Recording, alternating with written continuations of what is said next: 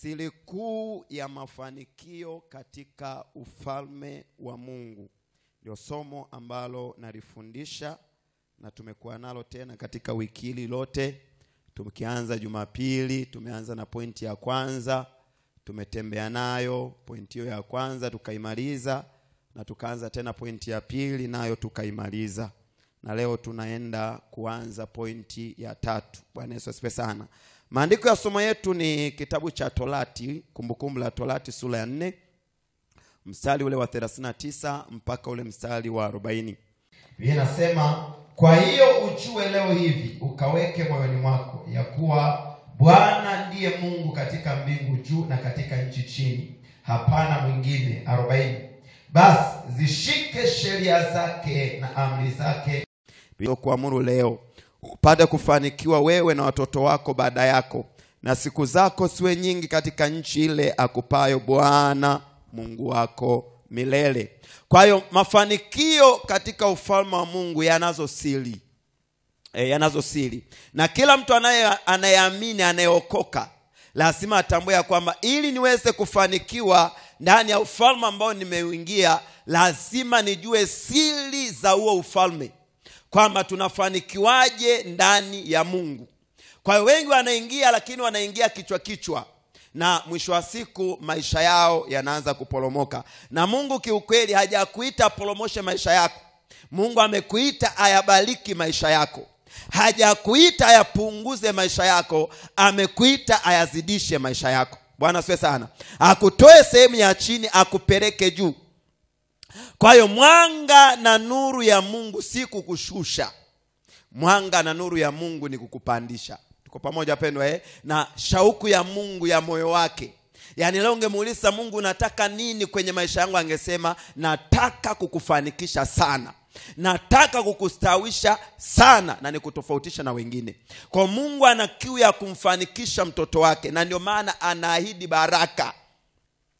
Kwa hiyo ukisoma Biblia vizuri na ukiangalia Biblia vizuri, neno baraka ni miongoni mwa maneno ambayo yanaongoza kwa wingi kwenye Biblia. Baraka, Mungu anasema baraka kuanzia Mwanzo mpaka Ufunuo. Anataja baraka zake. Na baraka za Mungu ni maongezeko. Kwa hiyo Mungu katika moyo wake kwa ajili ya mtoto wake ni kumfanikisha, sio kumtumikisha. Haleluya. Tuko pamoja. Mungu anataka kufanikishe. Na ndio maana hata unapoendea wengine, tunawaendea kuambia Mungu anabadilisha maisha. Akutoe kwenye kutokujielewa, akupeleke kwenye kujielewa, akupeleke kwenye kutokuwa navyo, akupeleke kwenye kuwa navyo, akutoe kwenye tabia mbaya, akupeleke kwenye tabia nzuri, akutoe kwenye maangamizi yako, akupeleke kwenye wokovu wake. Kwa hiyo Mungu anataka akubadilishe. Hatuokoki tukabaki wale wale. Bwana asifiwe sana. Tunapookoka tunahitaji kuona badiliko. Badiliko la kitabia, badiliko la muonekano, badiliko la mafanikio, badiliko la maendeleo, badiliko la kiroho, badiliko la kimwili, badiliko lote la kiafya lionekane ndani ya muamini. Ndio maana Mungu anaitwa ni Mungu atuponyaye. Tuko pamoja pendwa Mungu anayetubariki. Kwa sababu gani? Kazi ya Mungu ni kukubadilishia maisha. Wangapi wananielewa? Yaani hujaokoka ubaki hivyo, umeokoka ubadilike. Zamani wakati tunahubiri injili tulikuwa tunajidai, unachomekea vizuri, halafu nawaambia watu ya kwamba Bwana ametubadilisha. Tuko pamoja pendwa Sikuwa hivi. Leo navaa tai. Na hiyo inakuwa ni injili kabisa. Tuko pamoja pendwa Lakini leo wewe ukamsimamia mtu ukamhubiri hivyo kwa sababu tai anavaa, suti anavaa. Tuko pamoja pendwa Mtu anataka kuona Mungu ametenda nini kwenye maisha yako zaidi ya kuvaa suti. Haleluya pendwa. Zaidi ya kuvaa suti, kwa sababu suti naye anavaa, tai naye anavaa.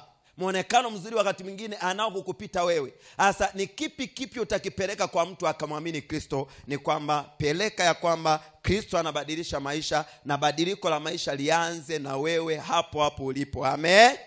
Kwa kitu cha kwanza nasema lazima utambue ubwana na uungu wa Mungu wako.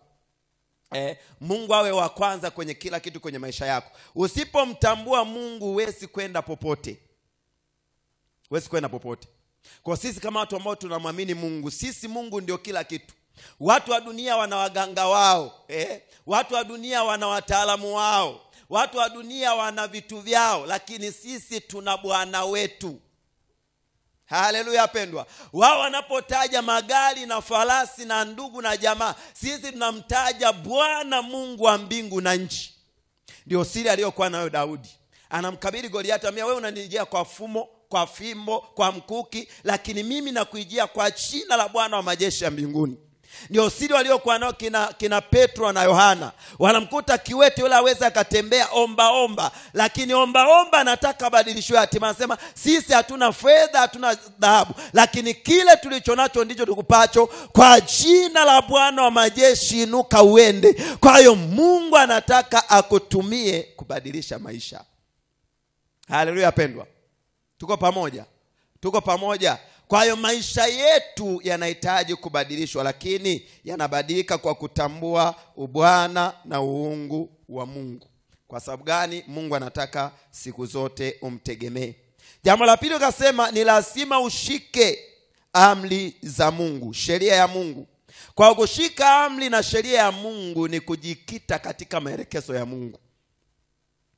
Na mafanikio yetu yanatokana na maelekezo ya Mungu. Mungu anasema nini na maisha yako? Bwana asifiwe sana. Sio nini unaamua kwa habari ya maisha yako. Mungu anasema nini kwa habari ya maisha yako? Mungu amekuitia nini kwa habari ya maisha yako? Kwa hiyo sheria unapoishika, unamshika Mungu katika maelekezo yake. Na Mungu ananyosha njia yako, ananyosha mapito yako, na anakufanya kuwa mtu ambaye ni kioo cha watu wengine. Kwa nini? Kwa sababu unatembea kwenye maagizo yake.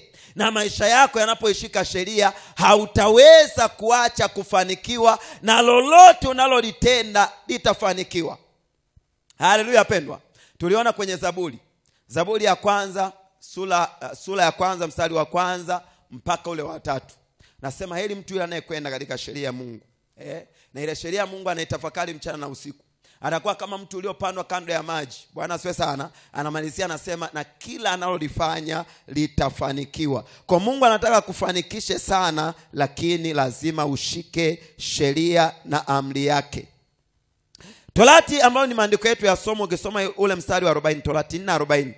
Anasema basi zishike sheria zake na amri zake ninazokuamuru leo, upate kufanikiwa wewe na watoto wako baada yako. Kwa hiyo kumbe mafanikio yetu yanakuja kwa kushika sheria. Haleluya pendwa. Sio kuikanyaga sheria, unaishika sheria.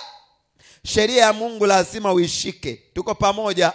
Yoshua 1 mstari wa 8. Mungu anamwambia Yoshua, kitabu hiki cha Torati kisiondoke kinywani mwako, bali atafakari maneno yake mchana na usiku, upate kuangalia kutenda sawasawa na maneno yote yaliyoandikwa humo, maana ndipo utakapofanikisha njia yako. Na anamalizia anasema kisha ndipo utakapostawi sana. Kwa hiyo kustawi kwetu na kufanikiwa kwetu kupo kwenye kushika sheria. Hasa wengi sheria wametupilia mbali. Unapoitupilia mbali sheria, umetupilia mbali siri ya mafanikio kwenye ufalme wa Mungu. Haleluya. Na Mungu anageuka, anaanza kuwa adui yako. Kwa sababu unapojikwaa kwenye sheria ya Mungu, Mungu anagombana na wewe. Kwa sababu Mungu atapambana na wewe bila kusita. Wana wa Israeli Mungu anawaita kuwa taifa takatifu teule, lakini wanapoacha sheria Mungu inabidi awatie utumwani. Mungu inabidi aruhusu maadui zao wawapige, wawatese. Na wewe unaweza ukawa umeitiwa mafanikio na ufahari, lakini bila kushika sheria unajikita kwenye mateso ya Mungu. Mungu atapiga biashara, atapiga kazi, atapiga uchumi wako, atapiga kila kitu ili uweze kujua bila sheria yake hujakamilika. Haleluya pendwa. Na Mungu anaupima upendo wa mtoto wake kwa kuishika sheria. Unapoishika sheria ndipo Mungu anapotambua unampenda, unamkubali na unamtambua. Kwa ushika sheria ya Mungu na Mungu atakusaidia. Haleluya. Mungu atakusaidia. Kama unatamani kufanikiwa kwenye ufalme wa Mungu, usiache sheria ya Mungu. Tukamalizia na Torati, Kumbukumbu la Torati 28 kuanzia mstari wa 1. Tunaona jinsi gani ambavyo Mungu anasema na itakuta utakaposikia sauti ya Bwana Mungu wako, kutunza kuyashika maagizo yote ni kuagizao hivi leo. Anasema ndipo utakapoweza kubarikiwa. Bwana asifiwe sana. Utabarikiwa hapa, utabarikiwa hapa, utabarikiwa hapa, utabarikiwa hapa. Kwa sababu gani? Umeshika sheria ya Mungu. Jambo ambalo leo tunaenda kuliangalia, siri ya tatu, ni siri ambayo inawafanya wana ufalme waweze kuanguka katika mafanikio yao. Kwa hiyo Bwana na uungu wa Mungu unatujengea mafanikio. Sheria ya Mungu inatujengea mafanikio, lakini siri ya tatu usipoweza kuwa nayo inakuangusha juu ya mafanikio. Itakuangusha usipande, itakuporomoa umepanda. Tuko pamoja pendwa?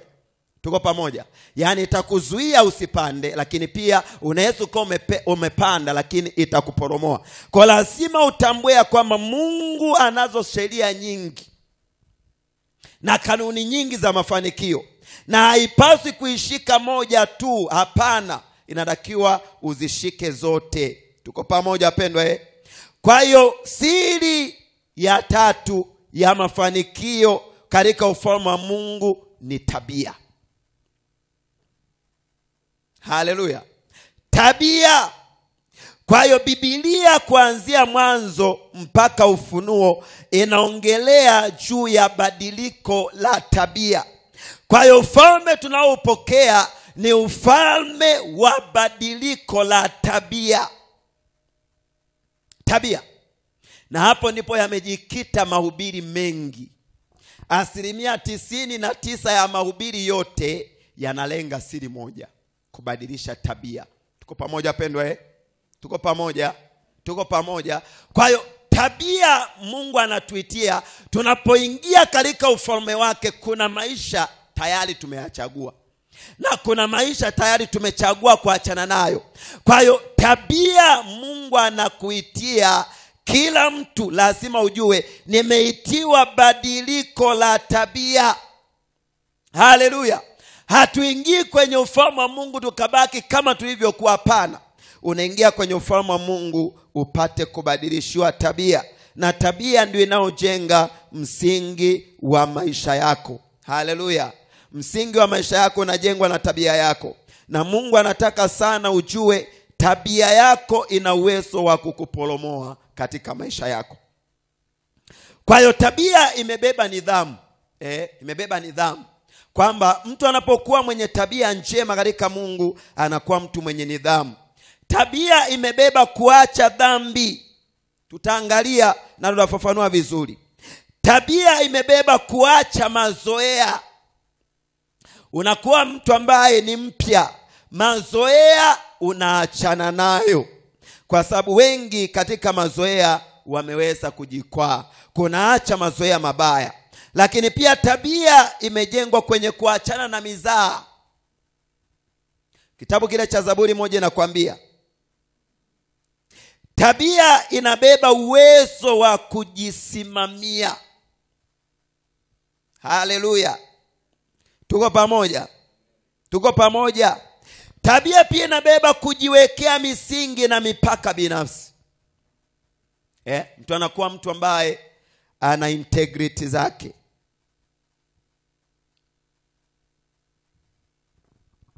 Kwa hiyo anguko la mafanikio kwenye ufalme wa Mungu lipo kwenye tabia. Haleluya. Narudia. Anguko la mafanikio kwenye ufalme wa Mungu lipo kwenye tabia. Lipo kwenye tabia. Kwa hiyo kama hutaki kuporomoshwa na kama hutaki kukwamishwa, lazima uzingatie kanuni ya tabia. Haleluya pendwa. Kwa sababu tabia itakukwamisha, lakini pia tabia itakuporomoa. Hata kama umepanda juu, Mungu anasema, yani ujapopanda juu kabisa utashushwa toka kule. Tabia ilimporomoa Shetani. Alikuwa ni mtu amebarikiwa mno, kerubi ambaye amebarikiwa na kila kitu, na inafika sehemu anajiona yeye ni bora, anajiinua kupita hata Mungu. Mungu anawaambia utashushwa. Haleluya. Kwani kwa sababu tabia imeharibika. Tabia inapoharibika, Mungu hakufurahii. Mungu anagombana na wewe. Mungu anataka akukwamishe. Na alimkwamisha Shetani. Na Shetani mpaka leo kakwama. Bwana asifiwe sana. Na wewe utakwama tu kama tabia yako hautaweza kuishughulikia. Kwa shughulikia sana tabia yako ili Mungu akubariki sana. Tuanze hapo na Waefeso sura 4 mstari wa 22 mpaka ule mstari wa 24. Japo hii Waefeso 4 unaweza ukaisoma yote, inabeba mambo mengi sana na maagizo mengi sana kwa habari ya tabia. Ukienda na mpaka Waefeso 6 utaona inakwambia mengi sana yanayohusiana na tabia na utu wako. Lakini mimi nataka tuangalie mistari mitatu, 22 mpaka pale 24.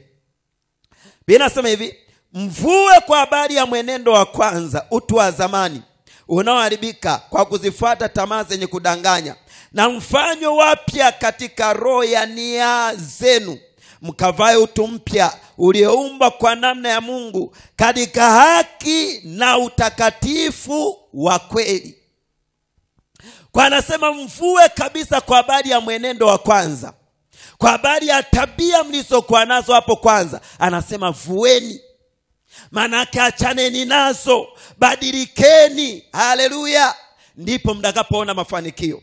Kwa kuna tabia ambazo haziendani na ufalme wa Mungu, sinakukosanisha na mafanikio kwenye ufalme wa Mungu. Kwa hiyo tabia ya kwako lazima iwe tabia ya Mungu. Haleluya pendwa. Tabia yako lazima iwe tabia ya Mungu na imfananie Mungu. Ndipo Mungu atakapokufurahia, ndipo Mungu atakapokufanikisha, kwa sababu tabia yako iko kama yeye anavyotaka. Haleluya. Bwana asifiwe sana. Na inabeba nini? Inabeba haki, inabeba utakatifu, inabeba kweli. Tabia. Kitabu cha Wafalme wa pili sura ya 17 mstari wake wa 13 mpaka wa 20. Wafalme wa pili 17 mstari wa 13 mpaka mstari wa 20.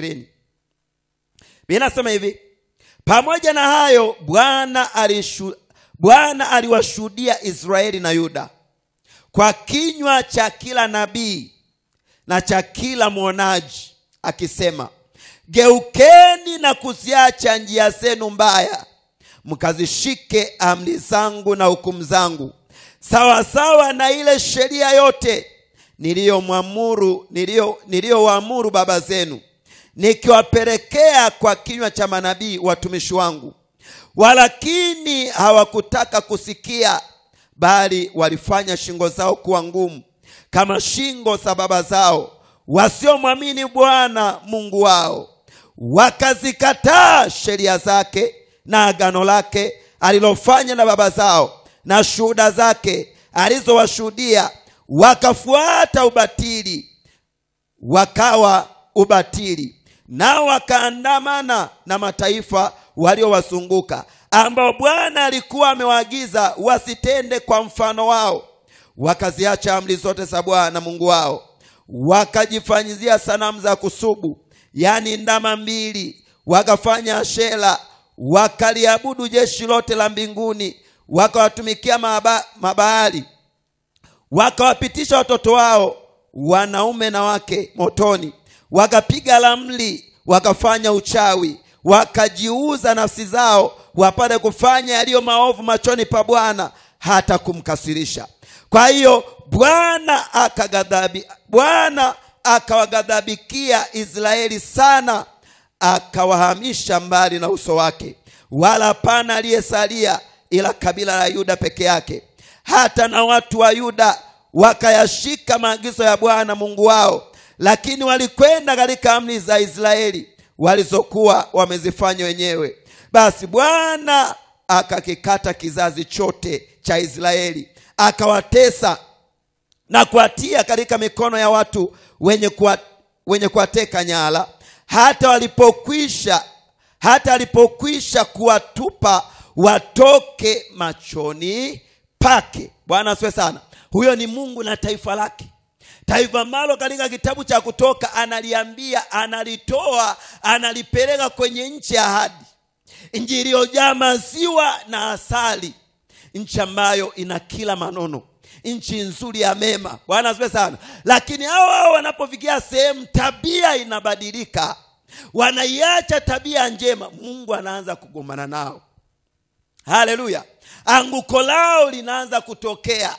Kwa hiyo wengi sana katika uchumi wenu ni kwa sababu tabia zenu si njema, mnaporomoka kila siku. Haleluya pendwa. Tabia lazima ikae vizuri. Tuko pamoja? Usifikirie tabia ni kitu kimoja kidogo sana. Tabia ni kitu kimoja kikubwa sana. Mwana wa ufalme katika Uingereza kule Uingereza, tunaona katika taarifa za habari, amevuliwa hadhi ya kuwa katika raini ya watawala wa kifalme kwa sababu ya tabia. Tuko pamoja? Tuko pamoja? Tumeshuhudia watawala wengi, mawaziri wakuu wengi sana ambao wanaachishwa nafasi kwa sababu ya tabia. Sisi tumeitwa kwenye kuwa wana wa ufalme wa Mungu. Tumeitwa kwenye kuwa makuhani na wafalme. Tuko pamoja pendwa? Watu ambao nidhamu ni mlolongo wetu. Kwa hiyo kama walivyo watawala na kama ambavyo wao wanajizuia hata kama wamjui Mungu, wewe mwana wa Mungu ni zaidi. Tuko pamoja? Wewe mwana wa Mungu ni zaidi kwa sababu umeitiwa ukuu, na ukuu unaendana na tabia. Haleluya. Tabia lazima ikae vizuri. Lazima ujiwekee nidhamu, na nidhamu isiishie leo. Yaone maisha yako mpaka mwisho wako, na uyaandae leo utembee nayo mpaka mwisho, ili lisije likatokea anguko la ghafla njiani, ili lisije likatokea anguko la moyo wako katika kufuata yale mafanikio. Mungu anasema angalieni mtakapokuwa mmekula na kunywa na kujenga nyumba nzuri, angalieni msimsahau Bwana Mungu wenu. Haleluya. Kwa sababu mafanikio pia yana sauti. Unapoona unaenda mbali sana, uwe na adabu sana. Unapoona unaenda mbali sana, ujiandae sana, kwa sababu uovu na mafanikio havichangamani.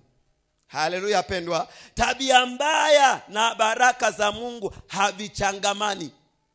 Lazima nidhamu iwe ya kwanza kwenye maisha yako, kwa sababu nidhamu itakukwamisha, na ukipanda nidhamu itakuporomoa ukiharibu. Tuko pamoja? Unapoharibu tabia, kusudia ya kwamba utaporomoka tu. Haleluya pendwa. Wangapi hawataki kuporomoka? Basi tengeneza tabia. Amina. Amen. Tengeneza nini? Tabia. Tuko pamoja? Katika tabia nataka niongelee mambo manne hapo. Kitu cha kwanza katika tabia, Mungu anaangalia sana mtu ambaye ana tabia njema. Ni mtu mwenye mambo haya manne. Cha kwanza ni mtu mwenye hekima, akili na adili. Haya mambo yanamfanya mtu anakuwa mstahiki, mtu anakuwa muungwana. Tuko pamoja pendwa? Ana hekima, ana akili, ana adili.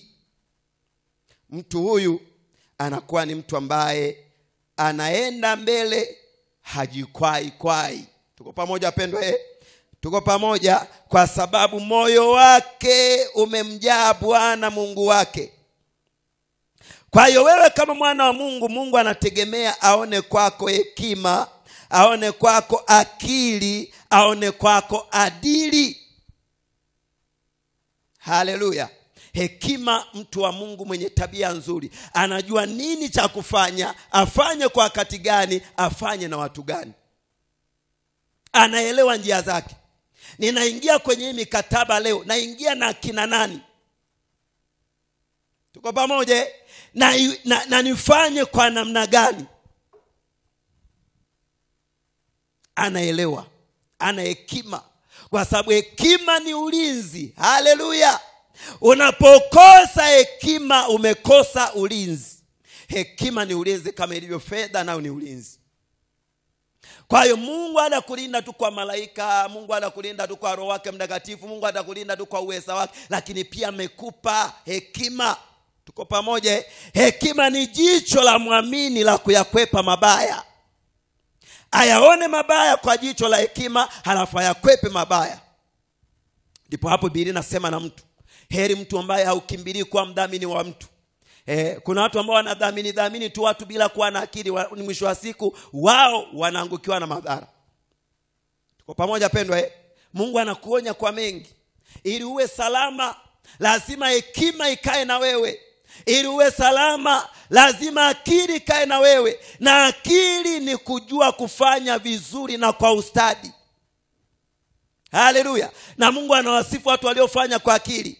Daudi kila alikotumwa alifanya kwa akili akafanikiwa. Kwa hiyo ndani ya tabia iko akili njema, na ile akili njema inakufanya wewe ufanye kwa akili ufanikishe. Haleluya pendwa. Kwa hiyo lazima uwe mtu mwenye akili, na lazima uwe mtu mwenye adili, kwa sababu Mungu anampenda na kumfurahia mtu ambaye akili yake inamuelewa vizuri yeye aliyemuita. Haleluya. Yesu akatuambia tumieni akili jinsi ipasavyo. Kwa kuna watu ambao watumia akili jinsi ipasavyo. Lazima utumie akili jinsi ipasavyo, kwa sababu akili yako, tuko pamoja, inalinda tabia yako. Ndio maana Biblia inamuonya mtu, anasema anayezini na mwanamke hana nini? Hana akili kabisa. Kwa kuna matendo na yatenda ambayo yanatuambia zao la hili tendo ni mtu akili haina. Hana akili huyu. Ndio maana kafanya hiki. Tuko pamoja? Tuko pamoja. Ilinda akili yako. Kitabu cha Mwanzo 41. Tutasoma ule mstari wa 33 na mstari wa 38. Biblia inasema hivi. Mwanzo 41:33-38. Mungu anasema hivi, basi Farao na ajitafutie mtu wa akili na hekima, amweke juu ya nchi ya Misri. Farao akamwambia, mstari wa 38. Farao akawaambia watumwa wake, tupate wapi mtu kama huyu mwenye roho ya Mungu ndani yake? Haleluya.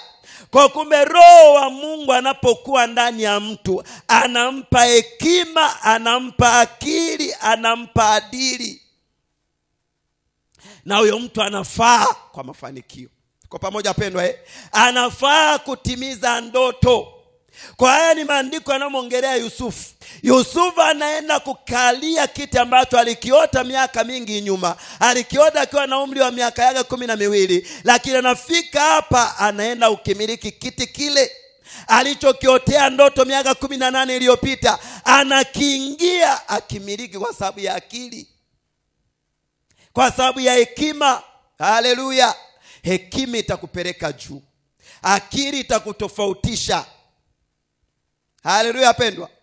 Tuko pamoja. Akili inamtofautisha mtu mmoja na mwingine. Lazima ubebe akili, tabia ya Mungu. Bwana asifiwe sana. Utembee na kufanya kila kitu kwa akili, kwa sababu mambo yote ya dunia hii yanayotendwa na mwanadamu yanatendwa kwa sababu ya utashi wake umechagua, na akili yake imeamua. Kwa utashi wako uchague vizuri, akili yako iamue vema. Haleluya pendwa. Ili kila ulifanyalo lifanikiwe, na Mungu alipulizie manukato. Haleluya. Kila ambaye tabia yake hawezi kuilinda, akawa na hekima, akawa na akili, akawa na adili, mtu huyu analielekea anguko lake la mafanikio, na utaporomoka. Bwana asifiwe sana. Kwa sababu ya kukosa hekima. Hekima inalinda mwanzo, hekima inatunza mwisho. Lazima uende nayo, uende kwa mahesabu. Ninaanza kitu hiki na mtu huyu, tunakubaliana ubia. Je, miaka 70 ijayo mtu huyu atakuwa nani? Haleluya. Itakupeleka kumwomba Mungu. Mungu akuongoze na kukusaidia. Haleluya pendwa. Haleluya pendwa. Kwa Yusufu anafanikiwa kwa sababu alikuwa mtu mwenye akili na hekima na adili. Alilinda. Tuko pamoja pendwa. Aliapa maisha yake nidhamu. Alikubali hasara kulinda nidhamu. Haleluya pendwa. Awe mtu wa haki, awe mtaua, awe mcha Mungu. Na kwa sababu alikuwa mcha Mungu, Mungu hakumwacha. Kwa hiyo tabia inatufanya tusiwe na haraka, kwa sababu tuna wakati wetu. Haleluya pendwa. Tuna wakati wetu, na Mungu wa wakati atatutembelea, atatubarikia, atatutofautisha, atatupa kung'aa kwa wakati wetu. Haleluya. Na Mungu anapokufurahia wapendwa, amekufurahia tu. Akianza kukulipa, anakulipa vizuri. Jambo la pili, kwa habari ya tabia. Mungu anapoiangalia tabia yako, anataka kuona kitu kinachoitwa uadilifu. Haleluya. Anataka kumuona mtu mwadilifu. Mwanzo 39:9. Mwanzo 39:9 anasema, hakuna mkuu katika nyumba hii kuliko mimi, wala kunizuilia kitu chochote ila wewe. Kwa kuwa wewe mkewe, nifanyeje ubaya huu mkubwa nimkose Mungu? Mwadilifu ni mtu ambaye anatunza nidhamu yake. Haleluya. Hataki kukosana na Mungu wake. Huyo mtu ni mwadilifu. Uadilifu unaendana na jukumu lililokabidhiwa. Unafanya nini kwenye kazi yako? Unafanya nini kwenye biashara yako? Unafanya nini ulipoajiriwa? Unafanya nini kwenye utumishi, kwenye kazi ya Mungu? Kwa hiyo lazima kwenye kila utumishi uwe mwadilifu. Haleluya. Mtu amekuajiri, unamwibia, unamchuna, wewe sio mwadilifu. Tuko pamoja pendwa? Na Bwana anamlika uadilifu kwa sababu atakulipa. Unapokuwa mwadilifu unalipwa mema. Tuko pamoja pendwa? Unapokosa uadilifu unalipwa mabaya uliyoyapanda. Kwa hiyo wengi katika maisha yao wanavuna matunda ya ukosefu uadilifu. Amekosa maadili mema. Bwana asifiwe sana. Maadili. Mtu mwadilifu anaelewa haiba yake, anaelewa personality yake, analinda integrity yake, amejiwekea mipaka, ni mwadilifu, ni mwaminifu usiku mchana, wakati watu wanamuona, wakati watu wamuoni, yeye ni yeye yule yule. Hawi huku mweupe huku mweusi, ni yeye yule yule. Habadiliki kulingana na mazingira. Bwana asifiwe sana. Anajisimamia kwa sababu amechagua fungu la wamchao Mungu, na yuko tayari kulipa gharama yoyote kutunza uadilifu. Yusufu alitunza uadilifu. Haleluya pendwa. Anasema, nitendeje ubaya huu nimkose Mungu? Ilikuwa ni gizani, hapana shahidi.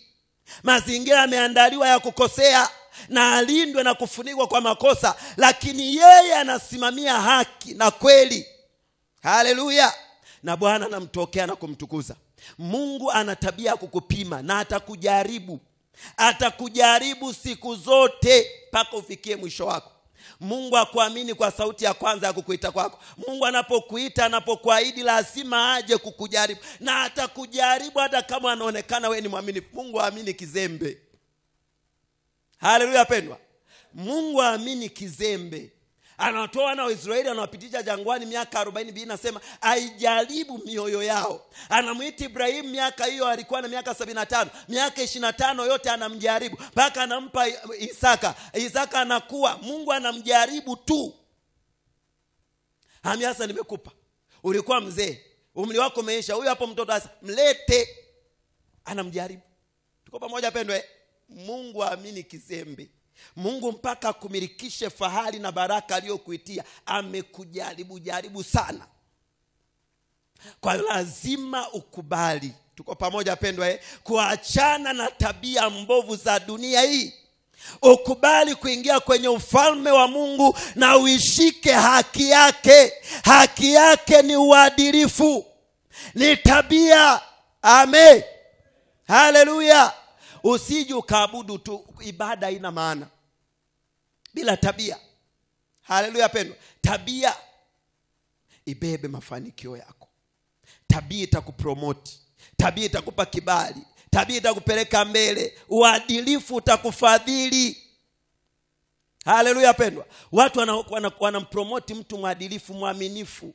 Unapoangalia habari ya Mordekai, Mordekai alikuwa mwaminifu.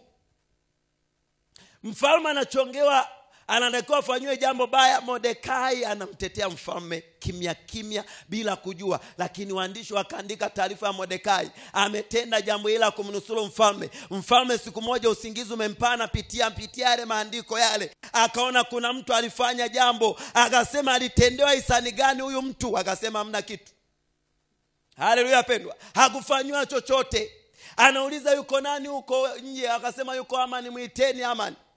Akamuuliza Amani, je, atendewe nini mtu ambaye mfalme anataka kumheshimu? Akasema huyo mtu aletewe gari zuri la mfalme, apandishwe pale juu kwenye nyumba ya mfalme, apitishwe mjini panda, ipigwe pale, halafu achaguliwe kamanda msaiki wa jeshi, apite mbele akisema huyu ndiye anayetaka mfalme amheshimu. Akasema hima, fanya hivyo kwa Mordekai Myahudi. Bwana asifiwe sana. Wewe unaweza ukawa uko chini na uongei chochote, lakini uadilifu wako utaongea. Haleluya. Uadilifu wa Yusufu unaongea. Anawatabiria watu ndoto zinatokea, wanamsahau miaka 2, lakini anatunza uadilifu wake gerezani, anatunza integrity yake gerezani. Lakini kutoka gerezani watu akamkumbuka. Bwana anasababisha jambo katikati ya giza ukumbukwe. Ila uadilifu unaanza na vidogo vya mtu. Bwana asifiwe sana. Vidogo vya mzazi wako. Haleluya. Vidogo vya mme wako, vidogo vya mkeo, vidogo vile. Chenchi ya 200. Haleluya pendwa, unaweza kumrudishia ukamwambia mme wangu chenchi hii hapa, kwenye nyanya imebaki nimekuta zimeshuka. Wewe unajiongeza huko hii 200, unajua sasa kwanza hapa nina kichevu nataka Pemba. Umekuwa mwadilifu hapo. Watu mtachomwa moto kwa madogo yale. Bwana asifiwe sana. Mme wangu naomba hela ya karoti, amekupa hela ya karoti, unaenda kuongeza na pilipili. Are you faithful? Unasema mchungaji sasa unatubana. Swala sio kubana. Swala uko mwaminifu. Haleluya pendwa katika Bwana. Tujifunze uaminifu, uadilifu unalipa. Haleluya. Kadri unavyomfanyia mume wako madogo, unajipanda kwenye moyo wake na anakuamini. Na mume akikuamini ndio imeisha. Haleluya pendwa. Mbona muitiki? Utaki. Kachakachue uone. Utapauka. Utaomba hela za kucha hazitoki, utakata mwenyewe kucha. Haleluya pendwa katika Bwana. Umekosa uadilifu. Mtu mwadilifu anazingatia vidogo. Tuko pamoja pendwa? Anaangalia moyo wake ni mweupe. Hajichanganyi leo kuwahi kusudi la kesho. Hapana. Yusufu anakubali kufungwa maisha. Kile kilikuwa ni kifungo cha maisha. Na anafungwa maisha kwa sababu ya huruma ya Potifa. Potifa alimwamini Yusufu. Kwa hiyo mke wake hakumsikiliza. Alimsikiliza Yusufu. Na Yusufu akamwambia habari ya jinsi amejitetea kwa mke wake, ikashindikana. Ndipo Potifa anaamua kutokumuua Yusufu, akamfunga kifungo cha maisha. Lakini huko gerezani Mungu anatangulia naye. Mungu anamtokea. Yanapoharibika mambo yako ukiwa chini, ukiwa mwadilifu, usiogope. Haleluya. Mtu anapokuinukia ukiwa chini, ukiwa mwadilifu, usiogope. Bwana anajua kukulipa. Haleluya pendwa. Mungu anaelewa jinsi gani akulipe, jinsi gani akutokee. Usiwe na haraka. Kuna vita, achana nayo, sio ya kupigana, ni vita ya kuacha kwa sababu imeinuka kwa kusudi. Na Bwana apiganaye vita, atapigana vita yako, atarejesha ulivyochukuliwa, atarejesha na faida. Haleluya. Usiwe mwenye haraka, hapana. Tunza uadilifu wako, tembea katika uadilifu. Haleluya pendwa. Uwe mwadilifu kwenye ndoa yako. Mwanamume, penda mke. Tuko pamoja pendwa?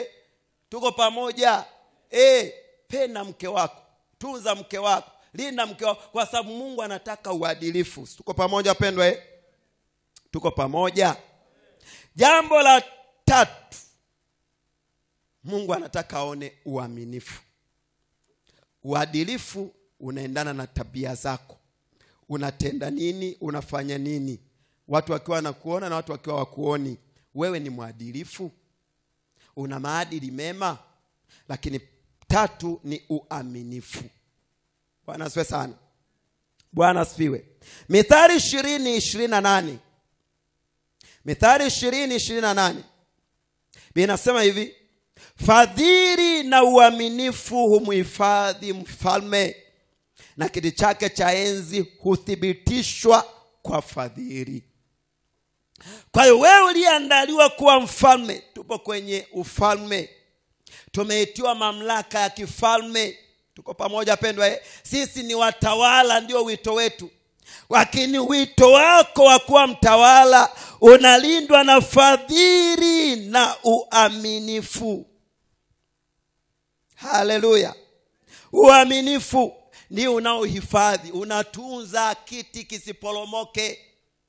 Nimewambia habari ya hiki kitu kinachoitwa tabia, kinakukwamisha ama kinakuporomosha. Unaweza enda sana, watu wakusifu sana, lakini Mungu atakutungua toka huko, kwa sababu umebeba virusi. Haleluya pendwa.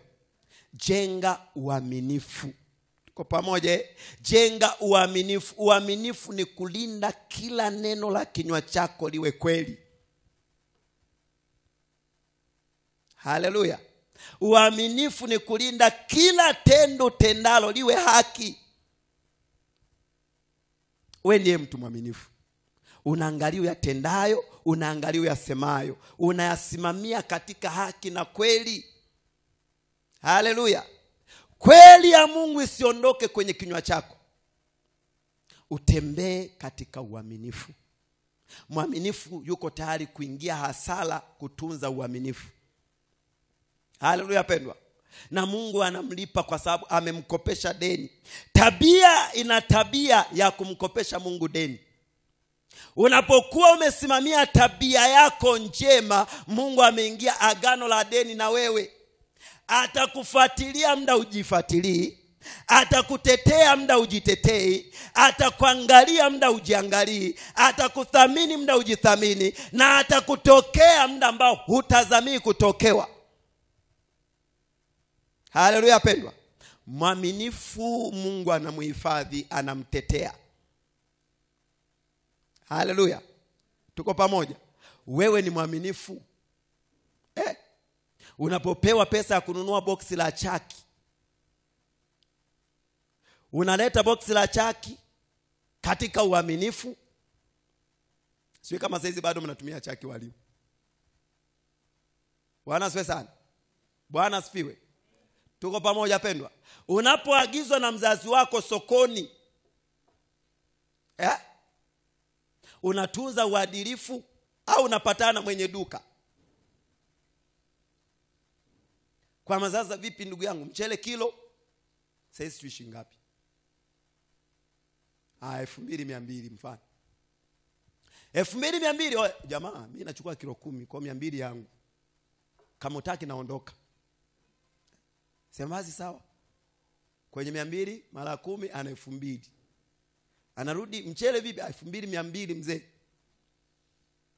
Kwa hiyo kilo 10 hizi hapa. Bwana asifiwe sana. Huyo mtu amekosa uaminifu. Haleluya pendwa. Amekosa uaminifu. Uaminifu ni kitu kimoja kikubwa sana. Kikubwa sana. Na kila sehemu lazima uingie patano. Yaani kulinda uaminifu ni kitu kimoja kikubwa sana. Na kwa sababu unajifunza habari ya mafanikio, lazima ujue kujikwepesha na sheria ya Mungu. Yaani wewe kama mwana wa Mungu usipojua kukwepesha sheria ya Mungu isikukandamize, huwezi. Haleluya pendwa. Na sheria ya Mungu inakuja kwenye mapatano. Kwenye mapatano. Haleluya pendwa. Mimi nimeuza duka la mama yangu mdogo, baba yangu mdogo. Lile duka mimi nilikuwa nafuata mzigo, napokea mzigo, najua nguo imenunuliwa Dar es Salaam kwa shilingi 60,000, tunauza hapa 120,000. Faida yake ni shilingi 60,000. Mzazi anakuambia bei ya mwisho kabisa ya kuuza hii nguo ni shilingi 90,000. Apate faida ya 30,000. Tuko pamoja pendwa Tuko pamoja. Nguo inauzwa bei yake 120,000. Akija mtu, nguo hii shilingi ngapi? Naambia 130,000. Hupunguzi na shusha buku. Haleluya pendwa. Na Watanzania walivyo, Watanzania bwana. Bwana wewe hamna bwana, uzishushe buku ndugu yangu. Kwa hiyo nakupa 100,000. Hivi unajielewa? Nitoe kwenye 130,000 mpaka 100,000. Ni bargaining, nini? Lugha za biashara. Tuko pamoja Na nimefanya hii biashara nikiwa nimeokoka kabisa. Kwa hiyo basi wewe fanya 125,000. Tunasogezana mwisho wa siku kila mmoja ili aonekane hajamdhulumu mwenzake 110,000. Haleluya pendwa ni Bwana. 110,000. Nina uwezo wa kwenda nyumbani kamwambia mama nimeuza 100,000, halafu 10,000 nikaficha. Wala si niulize kwa sababu si ni mimi. Tuko pamoja pendwa Lakini ninatunza uaminifu. Nitakwenda nyumbani nitamwambia nimeuza nguo ile 100,000 na ngapi jamani? 110,000. Haleluya pendwa. Tuko pamoja. Na hiyo imenisaidia, nilipata kibali kikubwa mno, niliaminika mno. Tuko pamoja Na imenisaidia mpaka leo kuna vitu vizuri na vipata. Na mbaya katika hiyo Mungu alitaka kuaibisha ni kwamba utauza nguo hiyo 110,000, unamwambia mzee nimeuza 100,000, halafu kesho huyo mtu anaenda kuvaa ile nguo na mbana, halafu anakuja anamkuta mzee wako. Tuko pamoja pendwa Anasema nimerudisha nguo niliuza shilingi ngapi? 110,000 nilimpa. Mzee anasema nimepigwa 100,000. Halafu anakupigia simu. Haya we Kamjula uliuzaje nguo? Baba si nikwambia 100,000, hebu njoo dukani. Halafu nakutana naye uliyemuuzia pale. Tuko pamoja pendwa Umejifuta kabisa kwenye moyo wa mwajiri wako. Uaminifu. Tuko pamoja pendwa Tunza uaminifu. Yaani kama unatamani kitu ongea naye kwamba bwana hiki kitu nauza hiki hapa, je ikitokea nimeuza zaidi? Atakwambia basi hiyo ya ziada chukua. Tuko pamoja pendwa Na usiingie kwenye kutaka ya ziada mpaka wateja wa mwenzako anaondoka. Maana pale pia kuna virus wanaingia mle ndani. Mtu anang'ang'ania tu faida kubwa, hamhurumii boss. Hata kama mteja ukiondoka, madam mimi sipati buku langu hapa, sikuuzii. Hasa wewe ni mwaminifu. Wewe ni muuaji. Bwana asifiwe sana. Bwana asifiwe. Kwa hiyo ufalme wa Mungu nataka uaminifu. Haleluya pendwa. Uwe mwaminifu tu, hautapungukiwa. Haleluya. Yaani haya mambo unaweza kusema mchungaji nakwambia hivi, usipoyazingatia ukaweka vizuri usogei. Kwa sababu unatembea na madudu washa. Haleluya pendwa. Lazima uaminifu. Kwa sababu kila wakili wa ufalme wa Mungu, Biblia inasema anapaswa awe mwaminifu. Tuko pamoja Tuko pamoja. Jambo la 4, nidhamu. Waamuzi 11:35. Nidhamu. Waamuzi 11:35. Binasema ikawa alipomwona akayalalua mavazi yake akasema, ole wangu mwanangu, umenitweza sana, nawe mmoja miongoni mwa hao wanisumbuao, kwa kuwa mimi nimemfunulia Bwana kinywa changu, nami siwezi kurejea nyuma. Mtu ana nidhamu na Mungu wake. Huyu ni Yefta, amemwomba Bwana akamsaidie kwenye vita. Na Yefta anamwambia Bwana, kile kitakacho ni laki kwanza, ninapotoa kwenye vita nakupa. Na Yefta alikuwa amefuga mbwa, na yule mbwa alikuwa kila anapoingia Yefta anamkimbilia. Kwa alielewa kabisa kwamba cha kwanza kinachonilaki kila siku ni mbwa wangu. Kwa huyu mbwa nitamtolea Bwana kwa uaminifu. Na Mungu naye ana mahesabu yake mazuri mno. Akasema ukitoka vitani naye kulaki ni mtoto wako wa kwanza wa kike peke yake. Hakuwa na mtoto mwingine. Anatoka vitani hiyo siku mbwa akakatu. Tuko pamoja pendo. Mbwa akakatu, yani mbwa anakula maisha pale hiyo siku. Anaabudu. Kumbe ndo anajinusuru na kifo. Mtoto anatoka kwenda kumlaki baba yake, ametoka vitani, ameshinda vita kubwa ya taifa. Anapotoka anashangaa baba yake analalua nguo zake. Baba yake analia, anasema ole wangu. Lakini huu ole wangu, maadamu huyu ni mtoto amekuja, mimi siangalii ni mtoto wa kwangu wa pekee. Ninachoangalia nilimwambia Bwana nini. Haleluya pendwa. Tuko pamoja. Mtu mwenye nidhamu anaangalia sana maisha yake. Anaangalia sana maisha yake. Kwa huyu mtoto alikuwa amelelewa katika maadili mema. Anambia baba yangu, maadamu umemwapia baba Bwana Mungu wako, niache nikaombolezee wanawali wangu, nirudi baada ya miezi 2 nitoe sadaka unayotaka unitoe sadaka. Na ikawa hivyo. Akaenda baada ya miezi 2 anatimiliza agano. Sasa wewe kuna mengi ambayo Mungu unamwapia utimilizi. Unasema jamani, Mungu amesema niwe mwaminifu kwenye zaka. Sasa naanza kabisa kuwa mwaminifu kwenye zaka, wiki hiyo unakula zaka. Hivi hebu jiangalie. Yaani wewe jiangalie, ungekuwa Yefta. Bwana asifiwe sana. Nidhamu inahitaji kujitoa. Tuko pamoja pendwa Tuko pamoja. Na wakati mwingine kama uwezi jiweke mazingira fulani ya kukuwezesha. Haleluya pendwa. Jiweke mazingira. Mtu anayekula zaka ana uadui na Mungu wa milele na anakaa katika laana. Yaani umechagua laana kwa sababu ya tabia. Haleluya pendwa. Na Mungu anasema umelaaniwa. Mungu anasema yule alaye atakula vitu vyako. Laana.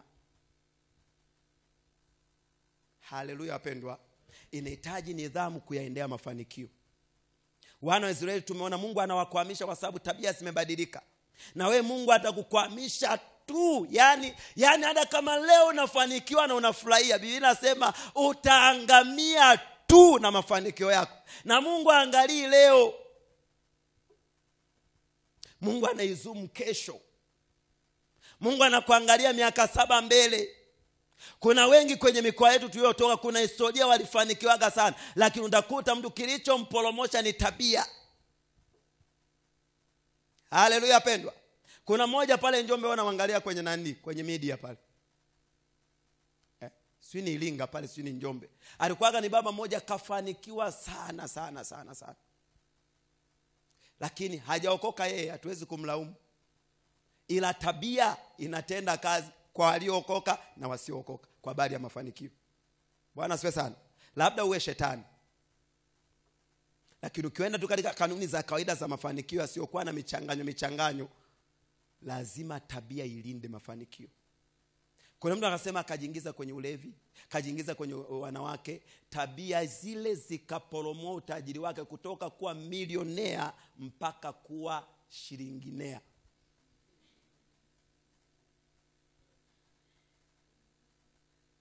Bwana asifiwe sana. Tuko pamoja. Yaani Mungu, uzuri wa Mungu ni kwamba Mungu wakati mwingine anapokuwa amekupenda na anataka akuaibishe vizuri, anakusapoti kupanda. Haleluya pendwa. Yaani iwe kwenye huduma anakusapoti kupanda, ili akikupolomoa pale kila mtu ajue jamaa kaanguka. Haleluya pendwa. Tabia. Lazima uzingatie maadili, nidhamu, uaminifu, uadilifu, haki na kweli ishikamane na wewe. Haleluya pendwa. Tabia ni siri ya mafanikio ya muamini. Ndio inamfanya apae na azidi kupaa, na azidi kupaa, na azidi kupaa, asishuke chini. Haleluya. Wengi mnaenda lakini Mungu anawarudisha chini kwa sababu ya tabia. Haleluya. Kwa hiyo kila mmoja anayetaka kupanda na kupanda na kupanda, angalia tabia. Haleluya. Tabia yako. Na uzuri wa Mungu anataka unaposikia habari ya mwaliko wa tabia njema, anzia hapo, tubu, chukua msalaba wako, anza kutembea upya, na Bwana atakukirimia neema mpya. na utakuwa chombo kipya, na Bwana atakuendeleza toka ulipo, atakupeleka mbali tena, haijalishi ulikosea nini. Bwana akishaona toba anagairi mabaya. Haleluya. Kwenye Ezekiel anasema, hata kama nimekutangazia baraka, nimekutangazia mema, lakini ukigeuka kuiacha sheria, yale mabaya, yale mazuri niliyotangaza, ninagairi yale mazuri na kuletea mabaya. Na hata kama nimetangaza mabaya kwako kwa sababu ya tabia yako kuharibika, lakini unapogairi mabaya yale, ukachuchumilia mema, Bwana anasema yale mabaya hataweza kuyaleta hata kama ameapa. Haleluya. Tunataka Mungu atufanikishe. Na niwaambie tena, Mungu anapotuitia mafanikio, kesho hatuijui. Mambo hubadilika katika wakati ambao hatuelewi. Yani utaona maana ya hela mbeleni. Leo Mungu anakuhubiri hapo, unaona kawaida tu. Unaona acha twende. Haya, acha twende. Mbeleni utalia na kusaga meno. Haleluya pendwa. Beza tu. Haleluya. Mbeleni